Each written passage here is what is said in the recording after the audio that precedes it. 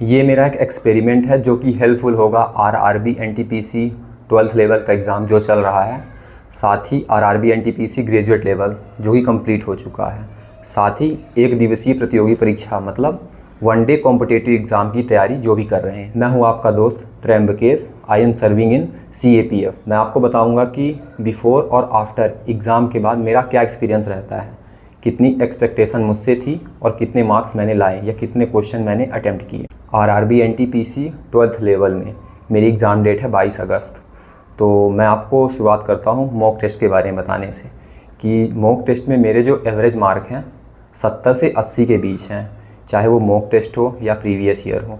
और इसमें minimum marks मेरे 69 आए हैं फुल टेस्ट में और मैक्सिमम मार्क्स 85 तक गए हैं। आप में से कई ऐसे मेरे दोस्त होंगे जो या तो जॉब के साथ तैयारी कर रहे हैं और कई ऐसे होंगे जो सिर्फ तैयारी कर रहे हैं, उनका सपना है एक गवर्नमेंट जॉब पाना। तो मेरे इस एक्सपेरिमेंट से आपको कई चीज़ें पता चलेंगी, जैसे कि जॉब के साथ तैयारी करने वाले जितने भी मेरे दोस्त भाई हैं उनका क्या परफॉर्मेंस रह रहा है पेपर में, उनकी क्या स्ट्रेटजी होती है और वो कैसे कॉम्पिटिट करते हैं उन लड़कों के साथ जो प्रॉपर सिर्फ तैयारी कर रहे हैं। उनका फोकस है तैयारी करो जॉब पाओ, उनसे उनका लेवल कहाँ तक मैच कर रहा है। कई बार ऐसा होता है कि जब हम प्रैक्टिस करते हैं तो हमारे नंबर जितने भी आए, लेकिन कई बार वो एग्ज़ाम से मैच नहीं करते हैं। मैक्सिमम ऐसा ही होता है कि जितने मार्क्स हम किसी मॉक टेस्ट में पाते हैं और जिस दिन हमारा पर्टिकुलर एग्ज़ाम होता है उस दिन हमारे नंबर कम होते हैं। ऐसी चीज़ें आपने कई बार नोटिस की होगी कि जब हम अपने घर में या फिर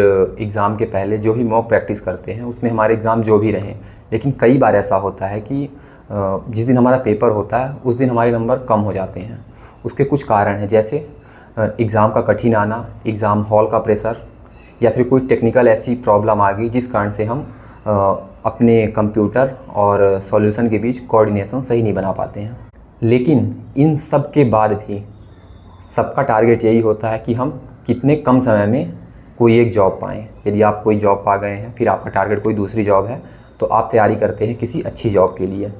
वो आपके पर्सनल इश्यूज़ हो सकते हैं। मेरे इस एक्सपेरिमेंट से आपको ये भी पता चलेगा कि जॉब करते हुए तैयारी करना कितना कठिन होता है और विदाउट जॉब तैयारी करते हुए कितना कठिन होता है।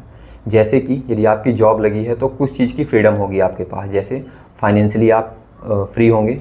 दूसरा, जो सोशल और घर का हमारे प्रेशर होता है वो भी हमारे ऊपर नहीं होता।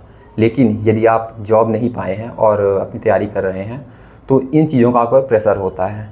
एक बेसिक डिफरेंस जो दोनों के बीच होता है, टाइम।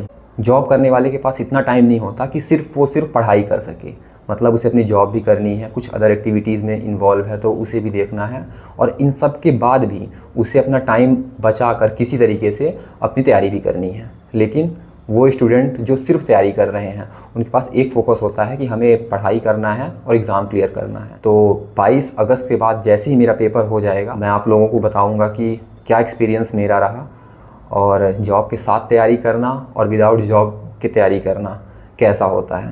एक बात तो फिक्स है, वैकेंसीज़ लिमिटेड हैं और लिमिटेड लोगों को ही जॉब मिलेगी। तो आपको कुछ ऐसा करना होगा कि आप उस लिमिटेड लोगों की लिस्ट में आ जाएं जिनको जॉब मिलती है। कई बार ऐसा होता है कि हम तैयारी करते करते 1, 2, 3, 4 पता नहीं कितने साल हो जाते हैं, लेकिन फाइनल सिलेक्शन किसी एग्ज़ाम में नहीं मिलता। तो इस तरीके से आप इस बात को भी समझ पाएंगे कि आपकी तैयारी करने में क्या क्या कमी रह रही है। एक ज़रूरी बात जिसका मुझे हमेशा ही इंतज़ार रहता है, आपकी सजेशंस का। आप अपनी सजेशन मुझे देना ना भूलें।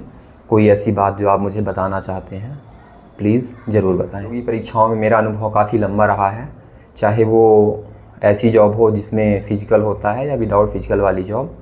तो आप मुझसे कोई भी क्वेरी है तो वो पूछ सकते हैं, चाहे एग्ज़ाम रिलेटेड हो या फिर कुछ ऐसी बातें आपको जो लगती है मुझसे पूछना चाहिए। और एक बात आप सभी याद रखें कि ज़रूरी नहीं है कि जो सेलेक्ट हो वही करेक्ट हो, इसीलिए आप अपनी तैयारी पे फोकस करें, डिस्ट्रैक्शन की ओर कम से कम जाएं। यदि आपका फोकस सही रहेगा तो कम से कम समय में आप ज़रूर एक जॉब पा सकते हैं।